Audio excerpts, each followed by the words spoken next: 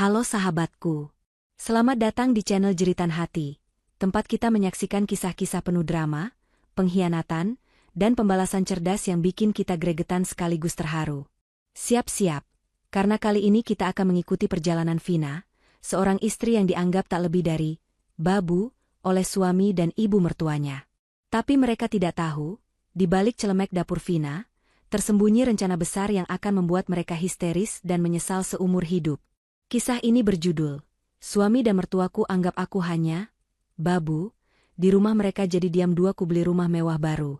Tapi 1 minggu kemudian, mereka merencanakan sesuatu soal rumah baruku. Mereka histeris saat. Sebelum kita mulai menenggelamkan diri dalam ketegangan bab 1, yuk, tunjukkan dukungan kalian. Jangan lupa like video ini, subscribe channel Jeritan Hati agar kalian tidak ketinggalan kelanjutan kisah ini, dan komen di bawah. Ketik nama kalian, asal kota, dan kata hadir. Mari kita ramaikan kolom komentar. Apakah Vina akan berhasil membalikkan keadaan? Mari kita saksikan. Vina menghela napas panjang saat tangannya menyentuh permukaan meja makan yang dingin. Sudah hampir pukul 11 malam, dan pekerjaan rumah tangga yang tak pernah ada habisnya baru saja rampung. Jemarinya terasa kaku memegang spons pencuci piring, padahal ia baru saja selesai membersihkan lantai dan mengepel seluruh rumah yang luas itu. Dari ruang keluarga, sayup-sayup terdengar suara tawa renyah Bagas, suaminya, dan Bulani, ibu mertuanya. Mereka sedang asyik menonton televisi, ditemani camilan yang baru saja disiapkan Vina sendiri. Selama 5 tahun menikah, Vina tahu betul posisinya di rumah ini. Bukan sebagai pendamping hidup, melainkan sebagai staf domestik, tanpa gaji yang sewaktu-waktu bisa dibentak. Bagas, sebagai putra tunggal, tumbuh dalam kebiasaan dilayani sepenuhnya oleh Bulani, dan kebiasaan itu kini ia bebankan sepenuhnya pada Vina. Sementara Bagas hanya bekerja di kantor biasa dengan penghasilan yang tidak seberapa, Vina justru tulang punggung keuangan keluarga. Gaji Vina yang besar dari pekerjaan freelance di bidang desain dan konsultasi, yang selama ini ia sembunyikan nominal aslinya, adalah yang membiayai sebagian besar kebutuhan dan gaya hidup mewah mereka, termasuk cicilan mobil baru Bagas. Ironisnya, karena Vina selalu bekerja dari rumah dan memegang kendali finansial dengan tenang, Bulani dan Bagas justru mengira Vina hanya menghasilkan uang receh, dan sisa waktu Vina dihabiskan untuk melayani mereka. Saat Vina membereskan sisa-sisa camilan di ruang keluarga, Bulani memanggilnya tanpa menoleh, matanya terpaku pada layar televisi. "Vina, bawa piring ini, jangan ditinggal di meja. Dan besok pagi, jangan lupa lap jendela depan sampai bersih. Debunya tebal sekali." Nada suara Bulani selalu datar, tanpa emosi, seolah sedang memberi perintah pada robot. Vina hanya mengangguk pelan, rasa sakit di hatinya sudah berubah menjadi kebas yang mematikan. Ia sudah melewati fase marah, kini yang tersisa hanyalah rencana yang matang. Saat membersihkan remah-remah di bawah sofa Bulani, jari Vina menyentuh sesuatu yang tipis dan kaku. Sebuah kertas. Ia mengambilnya dan melipatnya hati-hati, menyembunyikannya di balik telapak tangan. Ia menunggu sampai ia masuk ke dapur, dan Bagas serta Bulani kembali tenggelam dalam drama sinetron mereka. Di bawah cahaya lampu dapur yang remang-remang, Vina membuka lipatan kertas itu. Itu adalah selembar kertas HVS yang bertulis tangan. Matanya terbelalak membaca isinya. Kertas itu berisi daftar pekerjaan rumah tangga yang ia lakukan setiap hari, dengan tanda centang di samping setiap tugas. Di bagian bawah daftar, ada 2 tanda tangan, 1 milik Bagas dan 1 lagi milik Bulani. Namun, yang membuat hati Vina serasa dicengkeram es adalah tulisan tangan Bagas di bagian atas kertas, jadwal kerja harian staf domestik aka Vina. Di bawahnya, Bulani menambahkan catatan kecil, "Pastikan dia tidak punya waktu untuk mengurus hal lain selain melayani kita." Dada Vina berdenyut keras, namun air mata tidak jatuh. Ia merasa harga dirinya, sebagai seorang istri dan manusia, telah diinjak-injak dengan sangat sistematis. Ini bukan lagi soal tugas rumah tangga, ini adalah pengkhianatan yang terencana. Mereka sengaja membuatnya sibuk, membuatnya lelah, agar ia tidak memiliki energi atau kesempatan untuk mengembangkan diri atau bisnisnya lebih jauh. Mereka ingin Vina tetap berada di posisi babu yang tak berdaya. Vina menyimpan kertas itu, Benda kecil yang kini menjadi bukti nyata kejahatan emosional suaminya dan ibu mertuanya. Ia menyadari, selama ini ia telah memberikan segalanya. Hartanya, tenaganya, dan kesetiaannya, hanya untuk ditukar dengan perlakuan seolah ia adalah pelayan gratis. Senyum dingin muncul di bibirnya. Kesadaran ini, meskipun pahit, justru menjadi katalis. Ia tidak akan meminta keadilan, ia akan mengambilnya sendiri. Malam itu, setelah memastikan Bagas dan Bulani sudah terlelap, Vina menyelinap masuk ke ruang kerjanya yang kecil. Ia menyalakan komputer dan membuka folder tersembunyi. Di layar, terpampang detail bisnisnya yang sesungguhnya. Sebuah perusahaan konsultan real estate yang ia warisi dari almarhum ayahnya, yang selama ini ia jalankan secara remote dan rahasia, di bawah nama perusahaan cangkang. Uang yang selama ini ia sebut, penghasilan freelance biasa, hanyalah uang saku pribadinya. Aset Vina yang sesungguhnya, uang tunai miliaran rupiah di berbagai rekening, tidak pernah disentuh oleh Bagas dan Bulani. Vina tidak lagi memikirkan rumah lamanya ini. Rumah ini adalah kandang yang mereka gunakan untuk mengurungnya. Kini, ia akan membangun benteng baru, bukan sekadar untuk dirinya, tetapi untuk menegaskan siapa dirinya yang sebenarnya, jauh dari peran babu yang dipaksakan. Rencana exit finansial yang ia susun segera diaktifkan. Ia mulai membuka daftar aset real estate di sebuah portal khusus. Matanya menyapu deretan properti mewah, mencari sesuatu yang sempurna, sesuatu yang akan menjadi umpan yang tidak akan pernah bisa mereka tolak, dan yang pasti akan membuat mereka terjerumus dalam rencana busuk mereka sendiri. Vina tersenyum tipis. Ini adalah babak baru, dan kali ini, Vina tidak akan lagi menjadi pemeran pembantu. Ia adalah sutradara yang akan membalikan seluruh naskah drama kehidupan Bagas dan Bulani. Pagi itu, Vina bangun jauh lebih awal dari biasanya, bahkan sebelum ayam jantan tetangga berkokok. Ia sengaja mempercepat semua rutinitas, babunya. Lantai harus bersih, sarapan harus tersaji di meja, dan pakaian kerja Bagas harus sudah tersimpan rapi di gantungan. Hari itu ia melakukan semuanya dengan kecepatan dan efisiensi yang dingin, seolah sedang menyelesaikan checklist sebelum cuti panjang. Bulani dan Bagas tidak menyadari perubahan kecepatan itu, mereka hanya menikmati kenyamanan dilayani tanpa mengeluarkan sepatah kata terima kasih pun. Bahkan, Bulani sempat berkomentar, "Tumben cepat sekali. Lain kali harus seperti ini terus, Vina." Komentar itu hanya menambah tebal lapisan es di hati Vina. Setelah Bagas berangkat kerja dan Bulani kembali ke kamarnya untuk menikmati kopi dan sesi telepon pagi dengan teman-temannya, Vina segera menyelinap kembali ke ruang kerjanya yang sempit. Ia menutup pintu dan mengunci laptopnya dengan kode yang rumit. Di layar, kini terpampang peta wilayah perumahan elit di pinggiran kota. Ia sudah membuang daftar pekerjaan rumah tangga yang penuh penghinaan itu, mengubahnya menjadi energi fokus yang membara. Kertas itu kini berada di brankasnya, menjadi barang bukti kunci. Vina menghubungi koneksi lamanya, seorang notaris yang sangat ia percayai dan sudah bekerja sama dengan bisnis keluarganya bertahun-tahun, yang ia panggil Bu Citra. Komunikasi dilakukan melalui aplikasi chat terenkripsi, menggunakan nama kode yang hanya mereka berdua pahami. Vina menjelaskan keinginannya untuk segera menutup transaksi properti yang sudah ia pilih. Sebuah rumah megah di kawasan perumahan Safir, yang baru saja selesai dibangun. "Aku butuh rumah itu terdaftar atas nama perusahaan cangkangku, Bu Citra. Dan yang paling penting, harus ada satu rumah lagi yang dibeli atas namaku, sebagai pengalih perhatian," ujar Vina dalam pesan suaranya yang pelan namun tegas. Bu Citra, yang memahami kecerdasan dan kemampuan finansial Vina, tidak banyak bertanya. Ia hanya membalas, "Akan saya urus, Nak. Semua transaksi akan kita lakukan secara back-to-back dan tunai, agar tidak meninggalkan jejak utang atau cicilan yang bisa mereka telusuri." Vina mengangguk pada layar kosong di depannya. Keputusan untuk membeli bukan hanya satu rumah, melainkan dua rumah, adalah inti dari rencananya. Rumah pertama, yang paling mencolok dan mudah terlihat dari jalan raya, akan menjadi rumah umpan.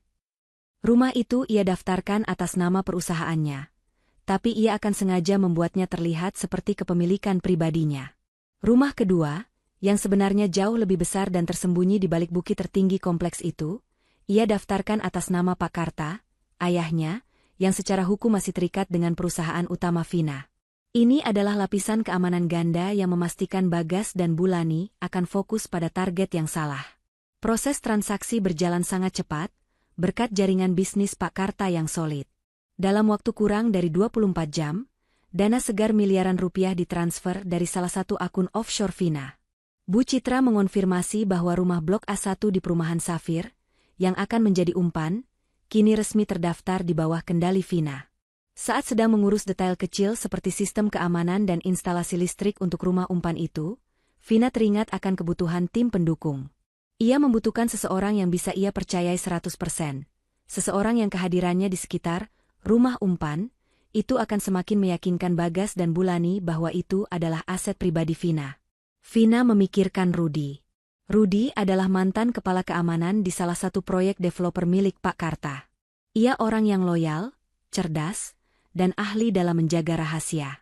Vina segera menghubungi Rudi, menawarkan sebuah pekerjaan baru dengan gaji fantastis. Tugas Rudi sangat sederhana, tinggal sementara di rumah blok A1, bertingkah sebagai penjaga atau asisten pribadi Vina, dan menunggu sampai umpan itu berhasil ditelan oleh Bagas dan Bulani. Vina menjelaskan detail rencananya. Ia sengaja meminta Rudi untuk memasang beberapa kamera tersembunyi dengan koneksi langsung ke laptop Vina, baik di dalam rumah umpan maupun di area luar, untuk mendokumentasikan setiap langkah Bagas dan Bulani. Aku tidak ingin ada celah hukum. Aku ingin mereka terjerat dalam jebakan mereka sendiri, Rudi, tegas Vina dalam instruksinya. Rudi menyambut tugas itu dengan antusiasme. Ia sudah lama mendengar bagaimana Vina diperlakukan oleh keluarga suaminya. Beberapa hari berikutnya, Vina menjadi sangat sibuk. Namun, kesibukannya kali ini sangat berbeda. Ia tidak sibuk menyetrika pakaian, melainkan sibuk mengawasi pemasangan sistem keamanan dan berkoordinasi dengan Rudi. Bulani dan Bagas hanya melihat Vina lebih sering memegang ponsel dan sesekali berbicara pelan di kamar mandi. Dasar wanita aneh, kerjanya cuma pegang ponsel, tapi hasilnya tidak seberapa. Gumam Bulani suatu siang kepada Bagas, yang hanya diiakan oleh Bagas sambil fokus bermain game di konsol barunya. Mereka sama sekali tidak curiga bahwa kesibukan aneh Vina adalah fondasi dari kehancuran mereka sendiri. Puncaknya, pada Kamis sore, Vina menerima sebuah paket kecil dari kurir ekspedisi. Ia segera membawanya ke kamarnya. Di dalamnya, terdapat kunci fisik yang berkilauan dan sebuah kartu akses digital mewah. Kunci itu berlogo perumahan Safir. Kunci rumah blok A1. Kunci yang akan menjadi magnet pemicu keserakahan Bagas dan Bulani. Vina menatap kunci itu lama sekali. Itu bukan hanya kunci rumah. Itu adalah kunci kebebasan dan harga dirinya. Ia tahu, sekaranglah saatnya menaruh umpan di tempat yang paling mudah mereka temukan. Vina meletakkan kunci itu di dalam dompet kecilnya. Vina menjalankan drama pancingannya dengan sangat hati-hati. Ia tahu Bagas dan Bulani memiliki sifat dasar yang sama. Serakah dan selalu ingin tahu urusan orang lain, terutama jika urusan itu berbau kemewahan dan rahasia. Kunci rumah blok A, satu perumahan Safir yang berkilauan itu bukan lagi sekadar kunci, melainkan sebuah detonator yang siap meledakkan keserakahan mereka. Malam itu, setelah makan malam yang hening dan penuh perintah, Vina pura-pura merapikan ruang keluarga. Ia mendekati meja rias antik milik Bulani yang diletakkan di sudut ruangan, tempat Bulani biasa menyimpan perhiasan imitasi dan beberapa dokumen tidak penting. Meja rias itu memiliki laci kecil yang sering terbuka sedikit karena engselnya yang longgar, dan Bulani hampir tidak pernah menutupnya rapat. Itu adalah lokasi penempatan yang sempurna. Vina mengambil kunci mewah itu dari dompetnya. Ia sengaja membuat gerakan yang sedikit berlebihan, seolah-olah ia sedang menyembunyikan kunci itu dengan terburu-buru, namun pada saat yang sama, ia memastikan Bagas dan Bulani, yang sedang duduk di sofa menonton berita, bisa sekilas melihat kilauan logo Safir pada gantungan kunci perak itu. Dengan jantung berdebar, Vina memasukkan kunci itu ke dalam laci Bulani. Ia tidak memasukkannya terlalu dalam, hanya meletakkannya di antara tumpukan sapu tangan dan pita rambut, di mana laci itu sedikit terbuka sehingga kunci itu bisa terlihat jika ada yang sengaja mengintip atau membuka laci itu. Begitu tugas selesai, Vina langsung menuju dapur untuk membuat teh, meninggalkan Bagas dan Bulani tenggelam dalam berita politik. Tidak sampai 5 menit Vina pergi, drama pun dimulai. Bagas, yang secara alami selalu gelisah dan tidak bisa diam, bangkit dari sofa, beralasan ingin mengambil ponselnya yang tertinggal di dekat meja rias. Bagas memang memiliki kebiasaan mengintip dan mencari-cari rahasia Vina, seringkali atas suruhan Bulani. Matanya yang tajam segera menangkap sesuatu yang berkilauan di laci Bulani. Bagas pura-pura mengambil ponselnya, tetapi tangannya dengan cepat menyentuh pegangan laci. Ia menarik laci itu sedikit, dan di sana, tersembunyi sebagian di bawah sapu tangan, ada kunci yang sangat mewah. Kunci dengan gantungan perak, terukir jelas nama, Perumahan Safir. Bulani, yang selalu waspada dan mengawasi setiap gerak Bagas, menyadari ketidakwajaran itu. Ia mematikan volume televisi dengan remote dan berbisik keras. "Ada apa, Gas?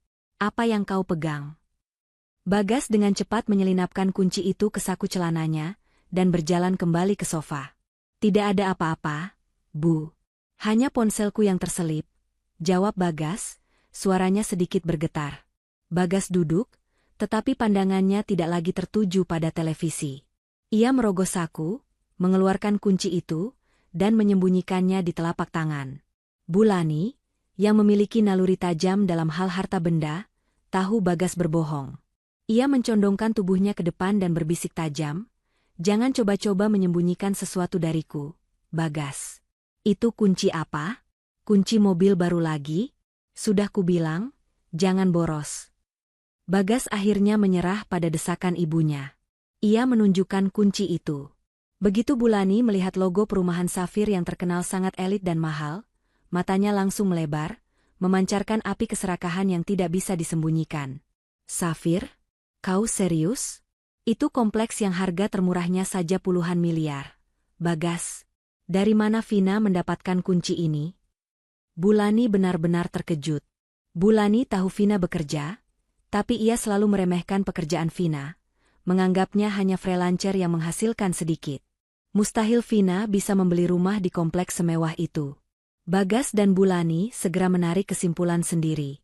Mereka berasumsi bahwa Vina pasti sedang menyimpan rahasia besar dari mereka. Mereka tidak mungkin percaya Vina membeli rumah itu dengan uangnya sendiri. Pikiran Bulani melayang ke skenario terburuk. Vina pasti selingkuh dengan bos kaya raya, atau mungkin ia diam-diam mencuri uang dari rekening mereka, atau yang paling mungkin, Vina hanya memegang kunci sementara untuk majikannya. Namun, Bagas teringat pernah mendengar Vina berbicara di telepon tentang investasi properti.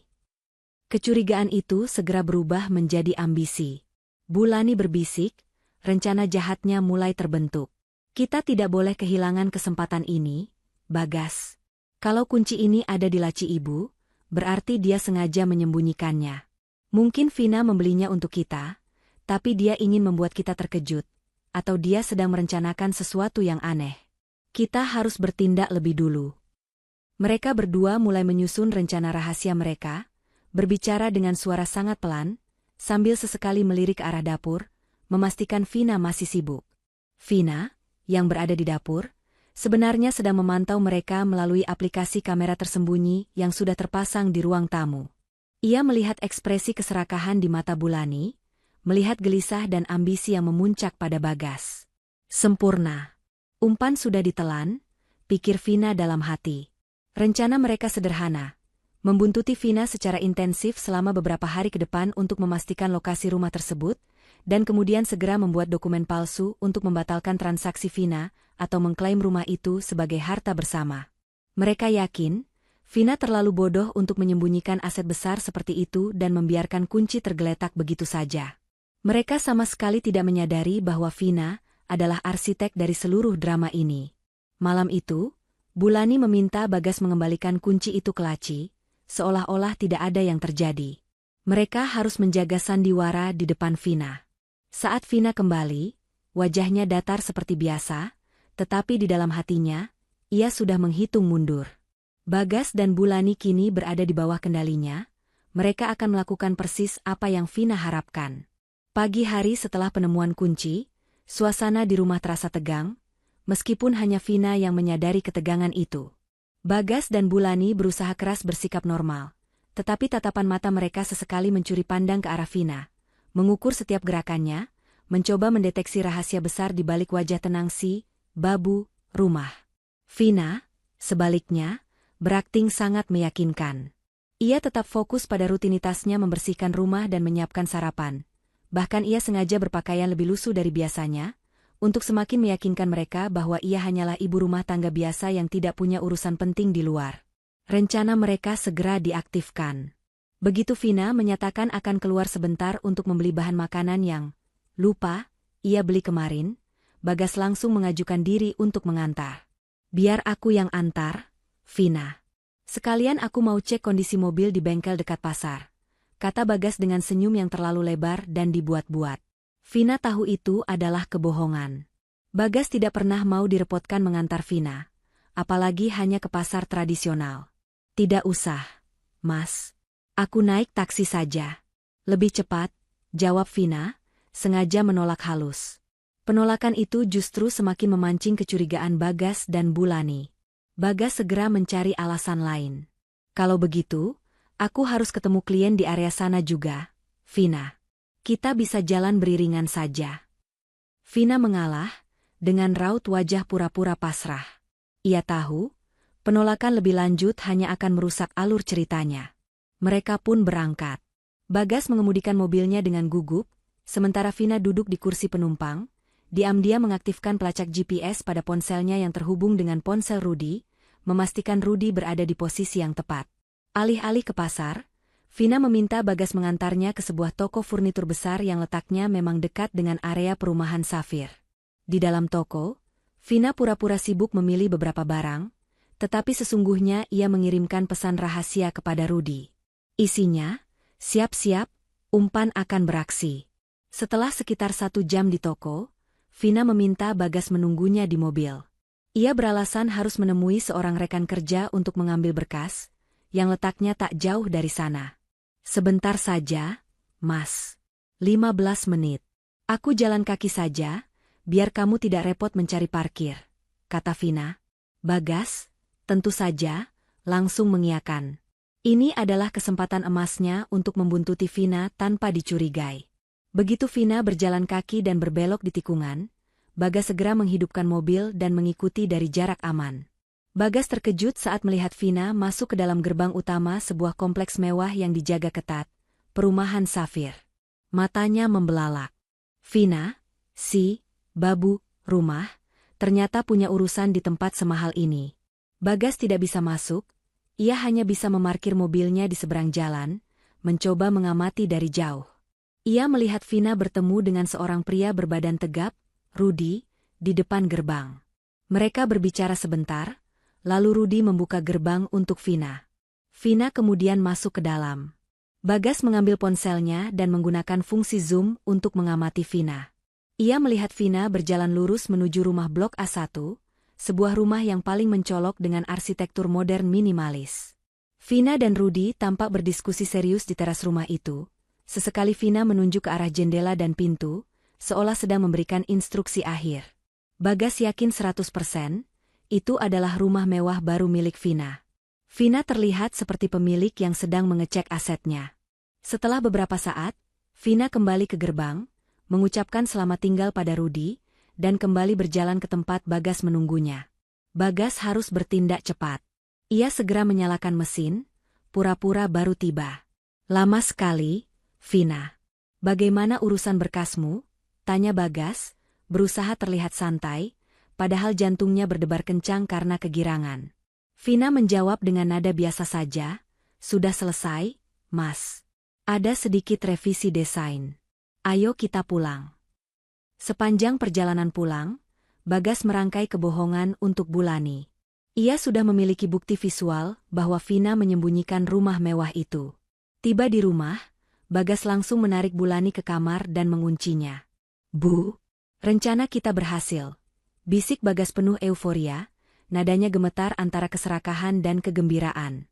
Bagas menceritakan secara detail pertemuannya dengan Vina di toko furnitur, momen ia membuntuti Vina, dan puncaknya, pemandangan Vina bertemu dengan Rudy, yang ia yakini adalah kontraktor, di depan rumah blok A1 perumahan Safir. Aku melihatnya, Bu. Rumahnya megah sekali.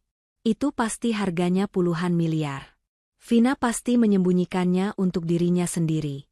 Dia ingin menceraikan aku dan hidup enak di sana. Bagas mulai berhalusinasi, menambahkan dramatisasi pada ceritanya agar Bulani semakin yakin. Bulani mendengarkan dengan mata berbinar. Ia memukul bahu Bagas pelan karena kegirangan. Kau memang anak ibu. Cepat tanggap. Kita harus segera bertindak. Kita tidak boleh membiarkan babu itu menikmati harta itu sendiri. Rumah itu, secara hukum, adalah harta Gonogini. Bagian kita harus lebih besar, bahkan kita harus mengambil semua. Bulani kemudian merangkai rencana jahat mereka secara lebih terperinci. Besok, Bagas, kau harus mencari notaris dan pengacara yang bersedia bekerja sama dengan kita. Kita akan buat surat pernyataan bahwa Vina mengalami gangguan mental ringan karena terlalu lelah bekerja, sehingga ia tidak mampu mengelola asetnya. Kita akan pakai alasan itu untuk mengajukan pengambil alihan kuasa atas rumah Blok A1, jelas Bulani. Suaranya dipenuhi keyakinan. Begitu kuasa ada di tanganmu, Bagas, kita langsung jual rumah itu.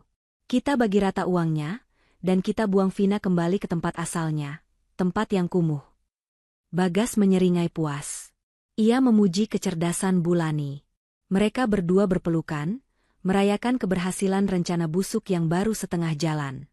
Mereka sama sekali tidak menyadari bahwa setiap kata yang mereka ucapkan, setiap rencana yang mereka susun, sedang direkam dengan sangat jelas oleh kamera tersembunyi yang disiapkan Vina. Laporan palsu Bagas kepada Bulani tentang lokasi dan kepemilikan rumah telah mengunci mereka pada rumah umpan yang Vina inginkan. Vina kini memegang kendali penuh atas alur cerita yang akan menghancurkan mereka. Setelah Bagas memberikan laporan palsu yang meyakinkan mengenai rumah Blok A1, Bulani segera mengaktifkan fase kedua dari rencana jahat mereka, pengambil alihan hukum. Bagi Bulani, mendapatkan kunci dan mengetahui lokasi aset hanyalah permulaan. Langkah selanjutnya haruslah legal, meskipun didasari kebohongan, agar Vina tidak bisa melawan balik. Mereka berdua terperangkap dalam keyakinan bahwa Vina tidak secerdas mereka, dan harta itu terlalu besar untuk dipertahankan oleh seorang babu seperti Vina. Pagi-pagi sekali, Bulani mendesak Bagas untuk mengambil cuti kantor. Urusan ini lebih penting dari pekerjaanmu yang gajinya pas-pasan itu. Bagas, kita harus gerak cepat sebelum Vina melakukan sesuatu. Tegas Bulani, matanya berkilat penuh ambisi. Bagas menurut tanpa protes. Semangatnya membara karena janji kekayaan mendadak. Bagas segera mencari koneksi notaris dan pengacara, nakal, yang dikenalnya dari teman-teman kantornya. Ia menghabiskan seharian penuh bolak-balik menemui 3 orang berbeda, menjelaskan situasinya dengan dramatis, memutarbalikkan fakta, dan menjelek-jelekan Vina. Ia menyebut Vina sebagai istri yang egois, gila kerja, dan kini mengalami stres berat karena kelelahan, sehingga tidak mampu mengurus aset sebesar rumah Blok A1 di perumahan Safir. Bagas mengklaim, sebagai suami, ia berhak dan berkewajiban untuk mengambil alih aset tersebut demi kebaikan Vina dan keluarga. Vina, di rumah, tampak sibuk seperti biasa, mencuci piring sambil mendengarkan musik lewat earphone. Tapi ia tidak mendengarkan musik. Ia sedang mendengarkan seluruh percakapan Bagas dari jarak jauh, melalui aplikasi perekam suara yang sangat sensitif di ponsel Bagas, yang sudah ia pasang beberapa minggu sebelumnya. Setiap detail rencana busuk mereka, setiap kata makian dan hinaan Bagas kepada Vina, terekam jelas dan disimpan di cloud Vina. Vina tersenyum getir. Mereka benar-benar sedang menggali lubang kuburan hukum mereka sendiri. Puncaknya terjadi saat sore hari. Bagas berhasil menemukan seorang notaris yang bersedia bekerja sama, dengan imbalan uang pelicin yang besar, tentu saja, dan seorang pengacara bernama Pak Randy, yang terkenal lihai dalam memutarbalikkan kasus rumah tangga. Pertemuan rahasia itu diadakan di sebuah kafe terpencil. Bulani ikut hadir dalam pertemuan itu. Ia duduk di sana dengan angkuh, berperan sebagai ibu yang sangat mencintai menantunya, tetapi harus mengambil keputusan sulit demi keselamatan aset keluarga. Bulani menceritakan skenario palsu tentang Vina yang menjadi gila kerja, sering menangis, dan berbicara sendiri. Kami harus melindungi Vina dari dirinya sendiri. Pak, kasihan anak kami, Bagas, dia sudah terlalu lelah mengurus istri yang sakit-sakitan ini. Bulani berbohong dengan mimik wajah yang sangat meyakinkan, membuat notaris dan Pak Randy mengangguk-angguk setuju, meskipun mereka lebih tertarik pada cek kosong yang disodorkan Bagas. Pak Randy, sang pengacara, menjelaskan rencana legalnya. Kita akan mengajukan permohonan ke pengadilan dengan dasar kuasa khusus. Kita buat surat pernyataan bahwa Vina secara medis tidak kompeten untuk mengelola aset, dan kita butuh 2 saksi palsu dari pihak yang mengatakan Vina sering mengalami halusinasi. Setelah itu, pengadilan akan mengeluarkan kuasa pengambil alihan kepada Tuan Bagas. Dengan kuasa itu, Tuan Bagas bisa menjual rumah Blok A1 atas nama Tuan Bagas dan Nyonya Vina. Setelah terjual, Nyonya Vina tidak akan bisa menuntut apa-apa, karena uangnya sudah dipegang Tuan Bagas. Jelas Pak Randy dengan nada dingin dan penuh keyakinan. Bagas dan Bulani bersorak dalam hati. Ini adalah rencana yang sempurna. Mereka yakin Vina tidak akan pernah tahu karena Vina terlalu sibuk menjadi babu dan sibuk mengurus hal-hal sepele.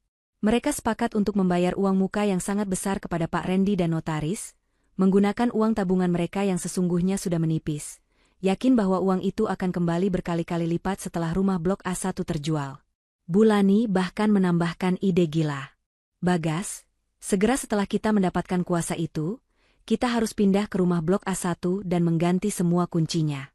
Kita harus menguasai rumah itu secara fisik, agar Vina tahu dia tidak punya tempat lagi di sana. Setelah itu, kita jual rumah lama ini, dan uangnya kita gunakan untuk berlibur ke luar negeri sebelum dibagi-bagi.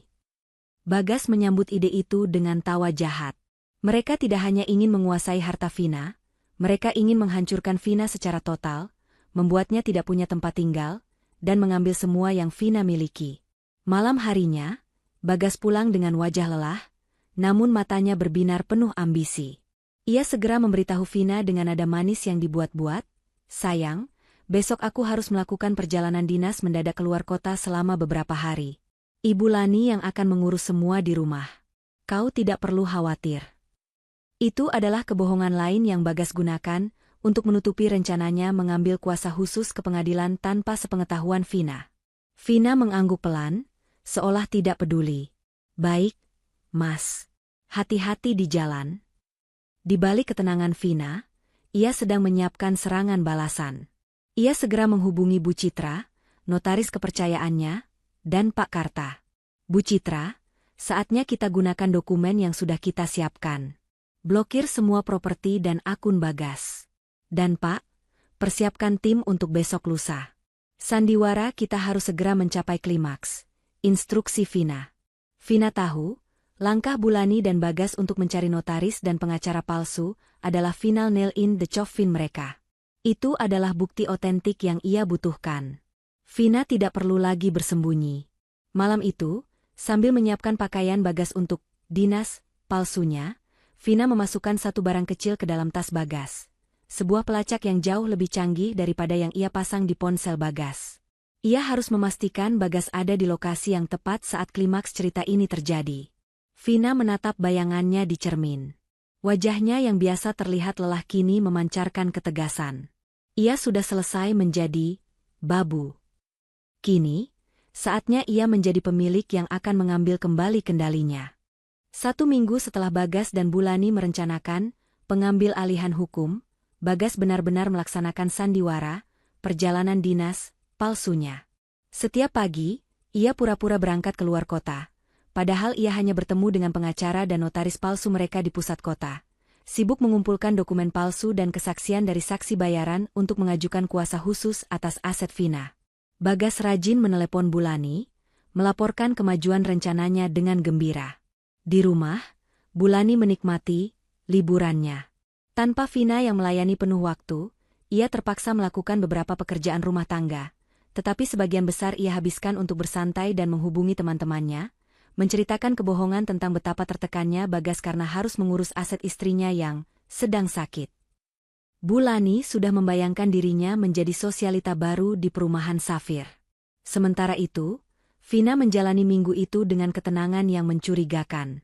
Ia tetap melakukan tugas-tugas rumah tangga, tetapi mengurangi porsi bersih-bersih, memberikan kesan bahwa ia mulai kelelahan, sesuai dengan skenario gila kerja yang dibuat oleh Bagas dan Bulani. Vina menghabiskan waktu luangnya dengan menyortir barang-barang pribadinya. Ia tidak mengemas banyak, hanya dokumen penting, perhiasan asli yang sangat berharga, yang selalu ia simpan di brankas tersembunyi, dan beberapa pakaian yang ia sukai. Semua barang-barang rumah tangga, furnitur, dan perabotan yang ia beli dengan uangnya selama ini ia biarkan di tempatnya. Sore harinya, Bagas menelepon Bulani dengan suara penuh kemenangan. "Bu, besok pagi, semua dokumen akan selesai. Aku sudah mendapatkan persetujuan lisan dari notaris, dan Pak Randy sudah menyiapkan surat pengajuan kuasa khusus. Setelah ini, kita akan segera mendapatkan hak penuh atas rumah blok A1 di Safir." Bulani menjerit kecil karena kegirangan di ujung telepon. "Bagus, Bagas. Cepat selesaikan. Ibu sudah tidak sabar pindah dari rumah tua ini. Sekarang, kita harus segera eksekusi rencana pindah kita. Hari ini, ibu akan mulai mengemasi barang-barang kita yang paling penting." Mendengar percakapan itu dari kejauhan, melalui perekam di ponsel Bagas, Vina tahu bahwa babak 6 akan segera berakhir. Ini adalah waktu yang tepat untuk menghilang dari rumah lama dan membiarkan mereka menghadapi kehancuran di pagi hari. Malam harinya, Bagas pulang sebentar dengan alasan harus mengambil beberapa berkas penting sebelum kembali ke perjalanan dinas palsunya. Ia hanya tinggal sekitar 1 jam. Selama Bagas sibuk di kamar kerjanya, Vina membawa koper kecilnya yang berisi dokumen penting. Vina menunggu sampai Bagas pergi lagi. Begitu mobil Bagas menjauh dari halaman, Vina berbisik pelan. "Waktunya." Vina mengirim pesan singkat kepada Rudi dan Pak Karta. Isi pesannya, "Malam ini, ambil sisa barang pribadiku. Persiapkan semuanya di Menshan." Tidak lama kemudian, sebuah mobil van hitam tanpa logo yang mencolok berhenti di ujung jalan.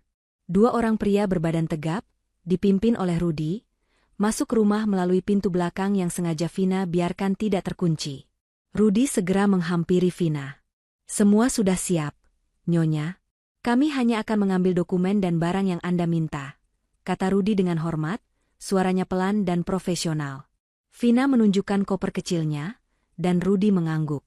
Rudi kemudian mengambil koper Vina dan beberapa barang seni berharga milik Vina yang selama ini disembunyikan di gudang. Proses ini dilakukan dengan sangat senyap dan cepat. Bulani, yang berada di kamar atas, terlalu sibuk mengemasi perhiasan dan pakaian mewahnya sambil bertelepon ria, sehingga tidak menyadari sedikitpun pergerakan di lantai bawah.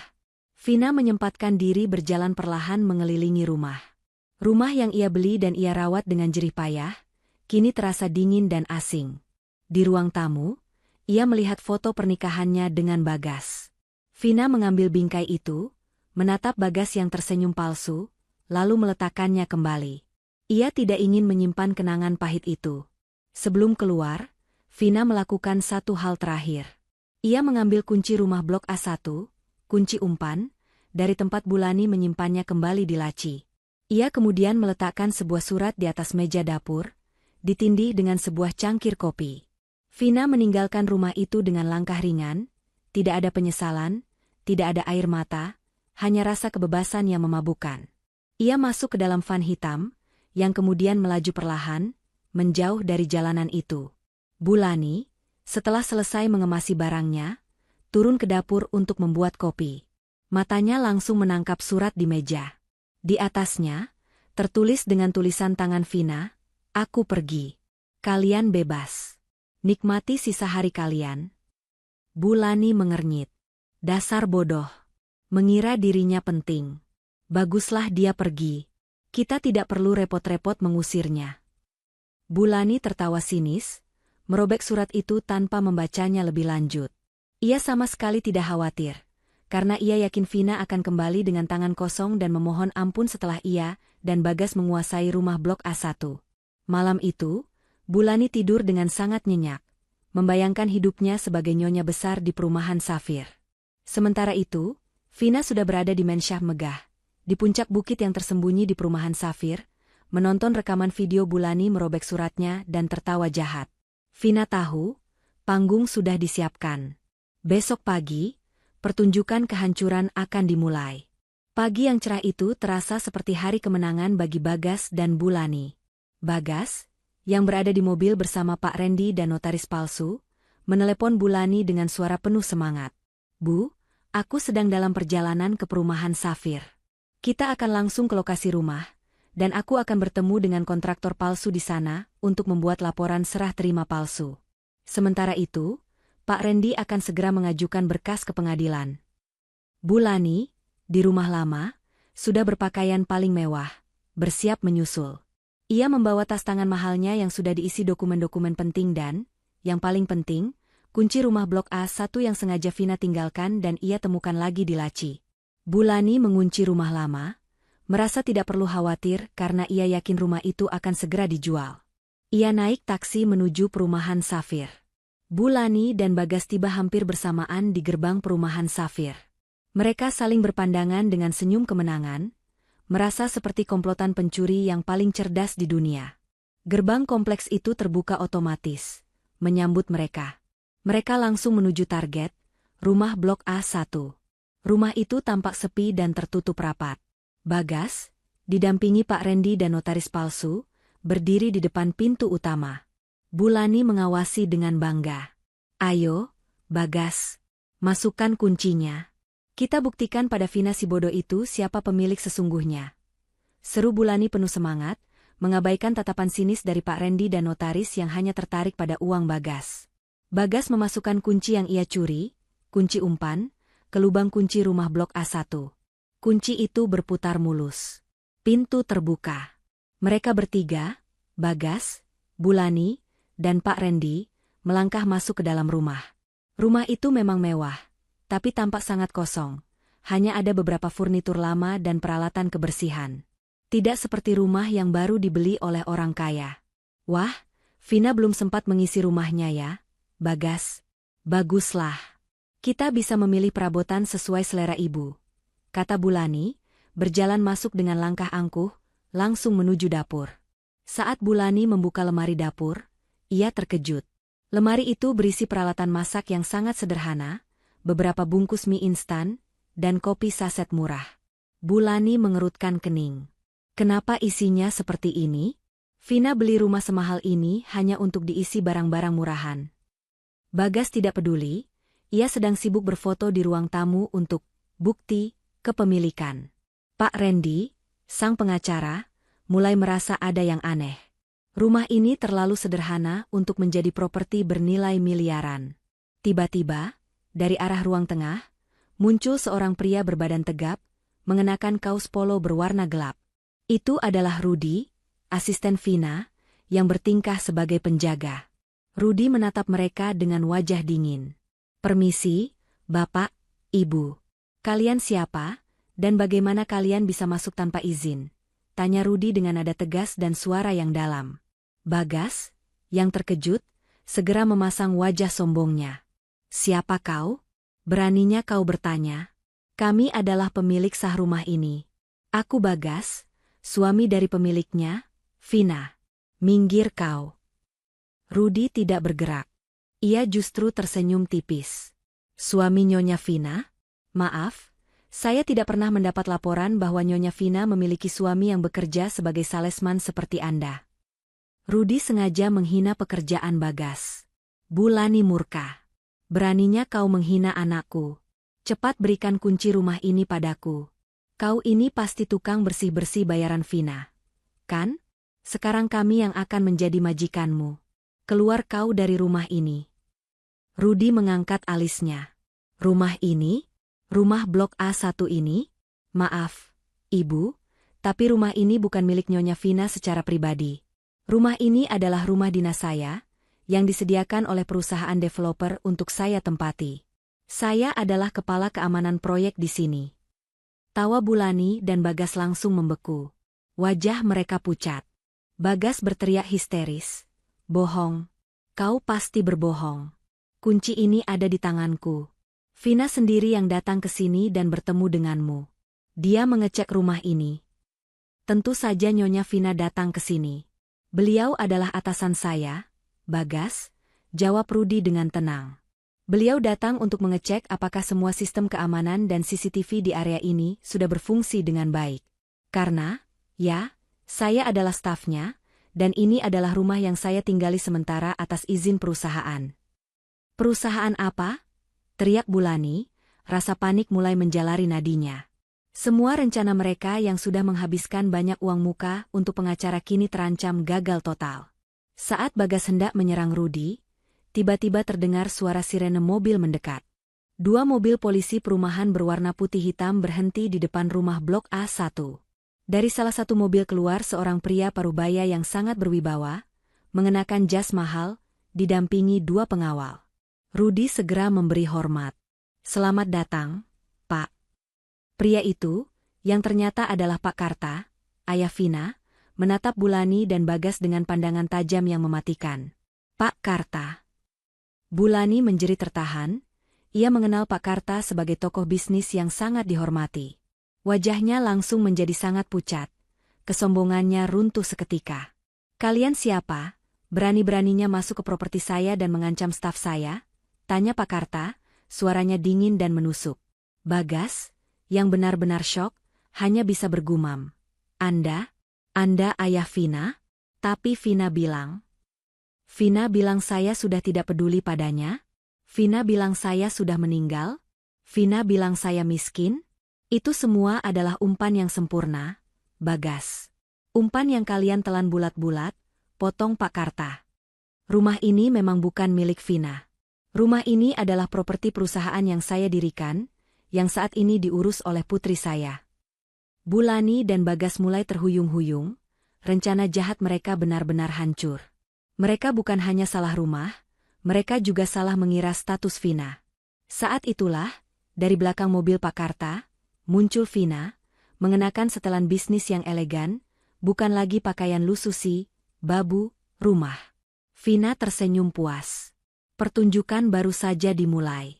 Kehadiran Vina dalam balutan busana formal yang memancarkan aura kekuasaan, bersama dengan Pak Karta dan Rudi, menghantam Bulani dan Bagas seperti gelombang kejut yang mematikan. Wajah mereka berdua sudah tidak berbentuk, antara pucat karena ketakutan dan merah karena malu yang luar biasa. Pak Randy, pengacara palsu yang mereka sewa, sudah diam-diam mundur beberapa langkah, mencoba melepaskan diri dari situasi yang jelas-jelas akan berakhir buruk secara hukum. Vina berjalan perlahan mendekati mereka, senyum kecilnya menampakkan ketenangan dan kontrol penuh. Ia tidak lagi terlihat seperti wanita yang menghabiskan waktu dengan mencuci dan mengepel. Ia terlihat seperti CEO muda yang siap menghancurkan pesaingnya.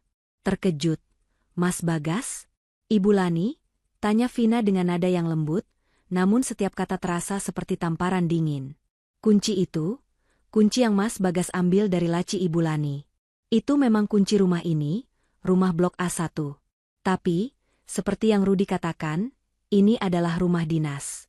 Rumah dinas yang perusahaan saya sediakan untuk staf keamanan proyek." Bagas mulai berteriak histeris, menyangkal semua yang ia dengar. "Tidak. Vina, kau bohong.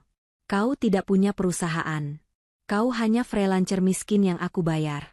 Aku tahu kau diam-diam bertemu dengan pria-pria kaya itu, dan mereka memberimu rumah ini."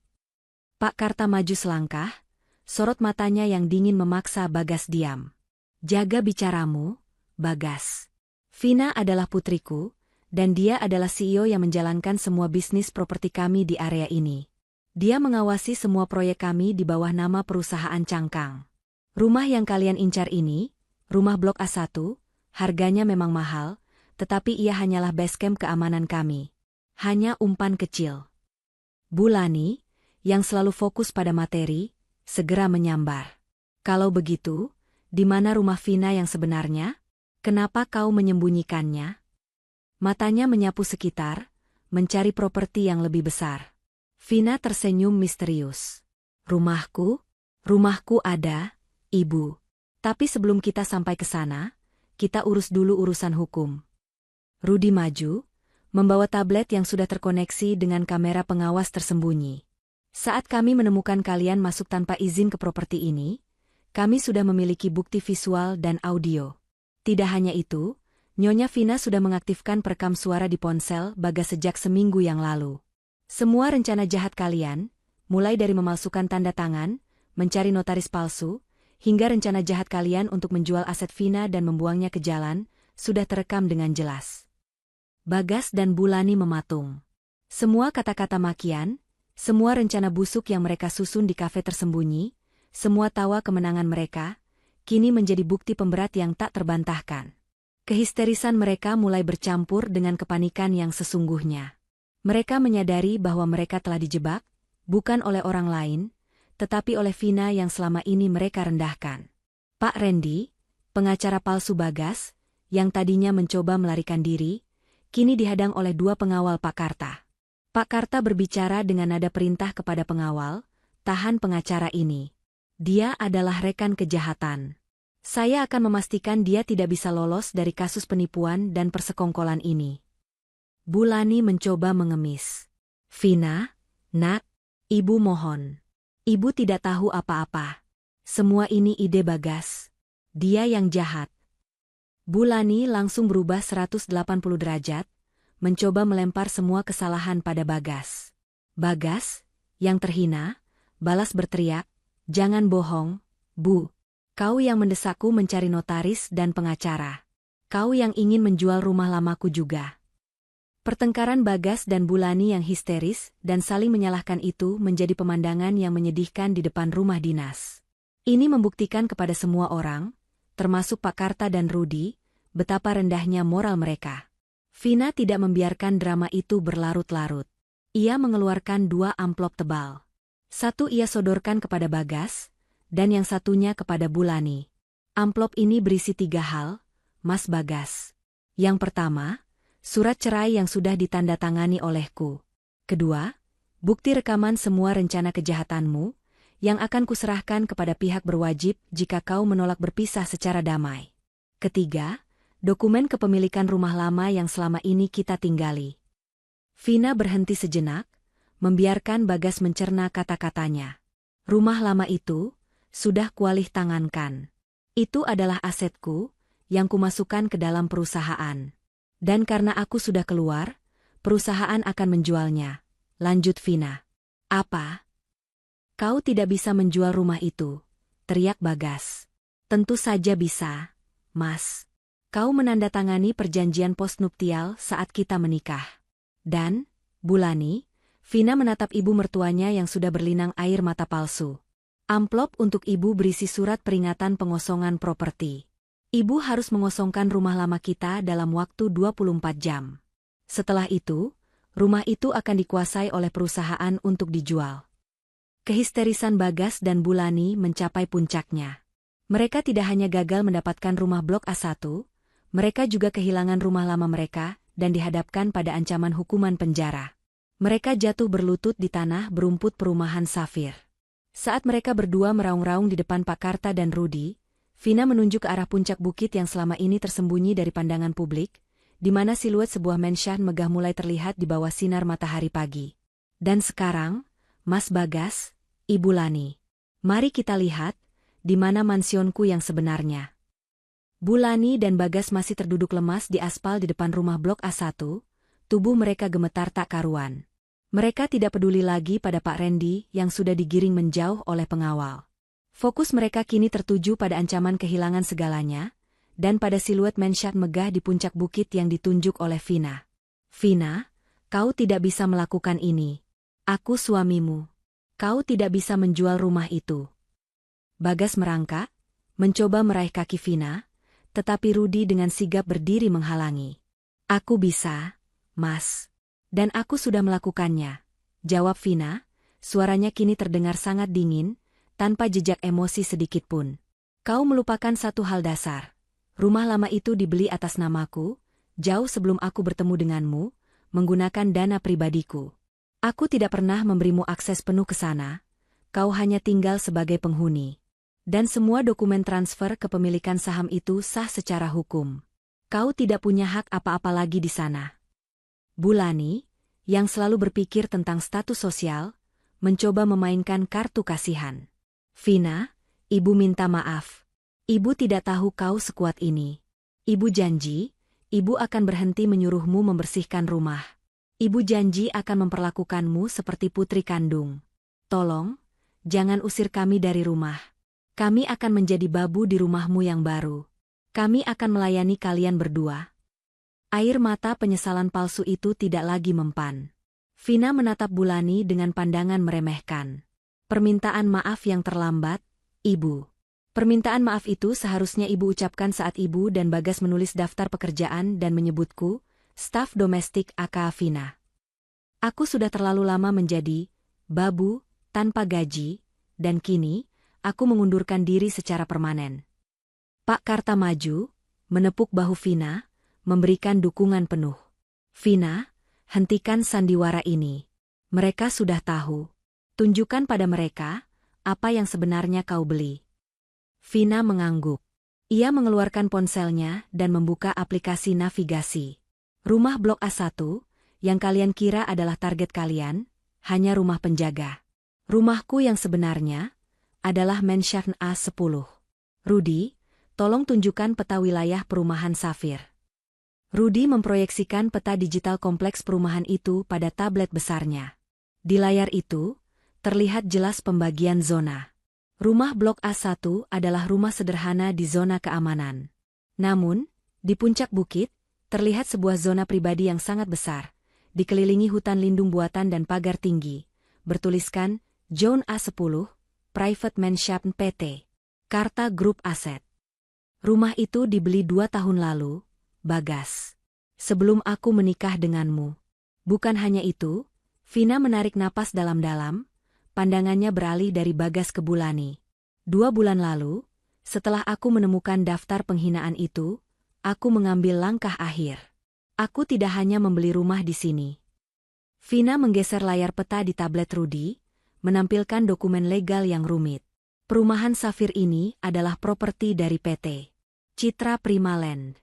2 minggu lalu, aku, atas nama PT Karta Group Asset, mengakuisisi 51% saham mayoritas PT Citra Prima Land. Kepala Bagas dan Bulani terasa pusing, seluruh pemahaman mereka tentang realitas runtuh seketika. Apa maksudmu mengakuisisi? Bagas bertanya dengan suara bergetar, hampir tak terdengar. Maksudku, Vina mencondongkan tubuh sedikit, suaranya tajam seperti belati. Aku, Vina, adalah pemilik mayoritas seluruh kompleks perumahan Safir ini. Kau dan Ibu Lani berada di properti milikku, Bagas. Kau dan Ibu Lani mencoba memalsukan dokumen untuk mencuri properti dari istrimu sendiri, yang ternyata adalah pemilik seluruh area ini. Kenyataan itu menghantam mereka dengan kekuatan ribuan palu godam. Kehisterisan mereka berubah menjadi rintihan yang menyayat hati. Mereka menyadari betapa bodohnya mereka. Mereka tidak hanya gagal dalam rencana pencurian, mereka telah menghina, meremehkan, dan mengkhianati seseorang yang statusnya jauh di atas mereka. Seseorang yang kini memegang kendali penuh atas nasib mereka. Bulani meratap, memukul-mukul tanah. Aku tidak percaya. Kenapa kau tidak memberitahu kami, Vina? Kenapa kau pura-pura miskin? Karena, Ibu Lani, jawab Vina, wajahnya kini menunjukkan ekspresi jijik yang sesungguhnya. Jika aku menunjukkan kekayaanku, kalian hanya akan mencintaiku karena uang. Aku ingin melihat apakah kalian bisa menghargai Vina yang hanya babu. Ternyata tidak. Kalian hanya menghargai uang dan kekuasaan. Dan sekarang, aku tunjukkan kekuasaan yang sesungguhnya. Vina memberi isyarat kepada Rudy. Rudy menyodorkan sebuah dokumen lagi, yang sangat tipis dan formal, kepada Bagas dan Bulani. Dokumen itu adalah pemberitahuan resmi dari perusahaan. Kalian berdua, Bagas dan Ibu Lani, kini masuk dalam daftar hitam perusahaan pengembang properti di bawah naungan PT Karta Group Asset.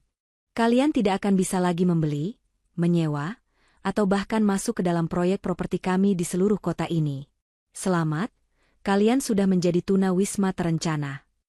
Bulani pingsan, tidak kuat menahan syok. Bagas hanya bisa menatap kosong ke arah mansion di puncak bukit. Tempat Vina yang seharusnya menjadi babu, kini berdiri sebagai ratu yang tak tersentuh. Kehancuran mereka bukan hanya finansial, melainkan kehancuran total atas harga diri dan eksistensi sosial mereka. Mereka telah kehilangan segalanya, termasuk rumah lama yang kini akan dijual oleh perusahaan Vina. Vina membalikkan badan, berjalan ke arah mobil mewahnya, meninggalkan Bagas yang masih meraung-raung di samping ibunya yang pingsan di tanah. Bulani siuman dengan tarikan napas pendek. Disambut wajah Bagas yang dipenuhi air mata dan keringat. Mereka masih berada di tanah, di depan rumah Blok A1 yang kini terasa seperti monumen kegagalan mereka. Vina, Pak Karta, dan Rudy sudah pergi, meninggalkan mereka dalam kekacauan emosional dan finansial yang total. Bagas mencoba membangunkan Bulani, mengguncang bahunya dengan panik. Bu, kita harus melakukan sesuatu. Kita harus memohon padanya. Kita tidak bisa kehilangan rumah lama kita. Bulani, yang selalu cepat memulihkan diri dalam situasi krisis, terutama krisis harta, segera berdiri. Matanya yang merah tidak lagi memancarkan keserakahan, melainkan keputusasaan. Kemana Vina pergi, Bagas? Kita harus mengejarnya. Kita harus mendapatkan kunci rumah itu kembali. Kita tidak boleh hidup di jalanan. Mereka berdua melihat mobil mewah yang dinaiki Vina, melaju perlahan menuju jalan menanjak yang berkelok-kelok menuju puncak bukit. Mereka bergegas berlari, tanpa peduli pada pandangan orang-orang di perumahan Safir. Mereka berlari menaiki tanjakan itu, melintasi jalan berkerikil, meninggalkan area rumah-rumah mewah yang terjangkau, menuju area yang benar-benar eksklusif. Napas Bagas dan Bulani mulai tersengal-sengal. Jalan menuju puncak bukit itu terasa sangat panjang dan curam. Di depan mereka, tembok batu tinggi menjulang, memisahkan area menshan pribadi dari sisa kompleks perumahan. Di balik tembok itu, mereka tahu, adalah menshan A10, properti pribadi Vina. Saat mereka tiba di depan gerbang besi tinggi yang megah, mereka langsung berteriak memanggil nama Vina. Namun, gerbang itu tertutup rapat dan otomatis. Tidak ada bel atau interkom yang terlihat. Di gerbang itu, terdapat plakat perunggu kecil yang mengkilap. Bertuliskan, A10. Karta Private Estate. Strictly no trespassing. Tiba-tiba, kaca gelap mobil Vina yang terparkir di dalam pekarangan menshan A10 terbuka sedikit. Vina menatap mereka dengan tatapan tanpa belas kasih.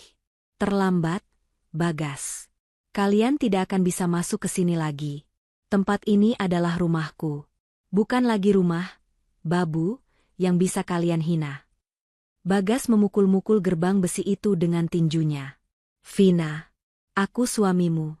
Kau tidak bisa menceraikanku begitu saja. Aku akan tuntut kau ke pengadilan. Aku akan menuntut harta Gonogini. Vina tersenyum sinis. Ia mengeluarkan 2 dokumen dari tasnya dan menunjukkannya sekilas ke arah Bagas. Gonogini? Semua aset yang Mas Bagas miliki sebelum menikah adalah hasil dari uang yang kusuntikan ke rekening Mas. Dan semua aset yang Mas dapatkan setelah menikah, termasuk mobil dan jam tangan mahal Mas, itu semua aku beli. Aku punya bukti transfer lengkap. Mas, kau tidak punya apa-apa untuk dituntut. Bahkan pekerjaanmu di kantor, aku adalah salah satu pemegang saham terbesar di sana. Kau akan dipecat besok pagi karena kasus penipuan dan kinerja buruk. Kehisterisan Bagas berubah menjadi erangan tak percaya. Ia menyadari Bagas bukan hanya kehilangan istri, tapi kehilangan seluruh struktur kehidupannya yang selama ini ditopang Vina. Dan Ibu Lani, Vina menatap ibu mertuanya yang sudah kehabisan air mata. Cepat kemasi barang-barang ibu di rumah lama. Aku sudah mengirim tim Rudi untuk mengosongkan rumah itu besok pagi. Rumah itu harus segera dijual untuk menutupi kerugian perusahaan kami akibat ulah kalian. Vina kemudian mengeluarkan 1 flash drive kecil. Di dalam flash drive ini, terdapat seluruh rekaman kejahatan kalian, termasuk upaya kalian menyewa notaris dan pengacara palsu. Aku tidak akan melaporkan kalian ke polisi jika kalian mau menandatangani surat cerai dan mengosongkan rumah hari ini juga. Pilihannya ada di tangan kalian, penjara atau jalanan. Pak Karta muncul dari pintu menshan A10, berdiri tegak di samping Vina. Pilihlah dengan bijak, Bagas. Putriku memberimu kesempatan terakhir untuk menghindari penjara. Melihat kehadiran Pak Karta yang sangat berpengaruh, Bagas dan Bulani akhirnya runtuh total. Mereka tidak punya pilihan. Mereka mengangguk lemas, bersedia menerima semua persyaratan Vina. Mereka tahu, perlawanan hanya akan memperburuk situasi. Vina memberi isyarat kepada Rudi, yang muncul dari balik gerbang dan memberikan pena serta surat cerai kepada Bagas dan surat pengosongan rumah kepada Bulani. Dengan tangan gemetar, Bagas menandatangani dokumen perceraian. Bulani menandatangani dokumen pengosongan properti. Setelah semua ditandatangani, Vina hanya mengangguk kecil. Selamat tinggal, Mas Bagas. Aku berharap kau bisa belajar menghargai orang lain, bukan hanya melihat mereka sebagai pelayan. Selamat tinggal, Ibu Lani. Semoga Ibu menemukan kedamaian. Vina kemudian menarik dirinya masuk ke menshan A10, gerbang besi itu perlahan tertutup. Bagas dan Bulani tertinggal di luar gerbang, menatap rumah megah yang seharusnya bisa menjadi milik mereka, seandainya mereka tidak serakah dan tidak meremehkan Vina. Mereka kini benar-benar tunawisma, tanpa uang, tanpa aset, dan tanpa harga diri. Mereka mulai berjalan perlahan menuruni bukit, meninggalkan perumahan Safir, menuju kehidupan baru yang penuh kehinaan dan kesulitan, akibat perbuatan mereka sendiri. Di dalam mansion A10, Vina berdiri di balkon, menatap kompleks perumahan yang kini sebagian besar miliknya. Ia tidak lagi merasakan kepahitan atau kemarahan. Hanya ada kedamaian dan rasa syukur. Ia telah mengambil kembali harga dirinya. Ia telah memenangkan pertempuran, bukan hanya harta, tetapi pertempuran melawan penghinaan. Pesan moral. Harga diri seseorang tidak ditentukan oleh pekerjaannya atau pakaian yang dikenakannya, dan keserakahan serta perlakuan merendahkan pada akhirnya akan memakan diri sendiri, bahkan ketika orang yang diremehkan itu adalah sumber kekayaan sejatimu.